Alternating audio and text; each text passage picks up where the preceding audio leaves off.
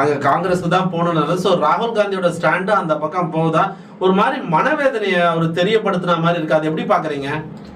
காங்கிரஸ் கட்சி இன்னைக்கு கிட்டத்தட்ட 100 பாராளுமன்ற உறுப்பினர்கள் வச்சுட்டு இன்னைக்கு பெருமையாக இருக்கிறாங்கன்னா அதற்கு காரணம் திராவிட முன்னேற்ற கழகம்.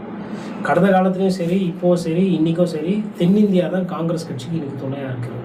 கேரளாவாகட்டும், அது தமிழ்நாடு ஆகட்டும், அதிகமான வாக்குகள், அதிகமான பாராளுமன்ற உறுப்பினர்களை அந்த கட்சிக்கு ஜெயிச்சு கொடுக்குற மாநிலங்கள்.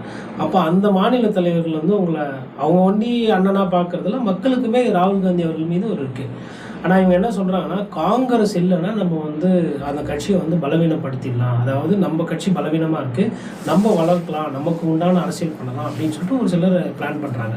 அது உதாரணம் கேசி வேணுகோபால்னு சொல்லிட்டு கேரளாவில் இருக்கிறவர், அவர் முதலமைச்சர் ஆகணும் அப்படின்ற அந்த ஒரு அடிப்படையில் என்ன பண்ணுறாருன்னா, அவர் அந்த ஐடியாவை முன்மொழிகிறார்.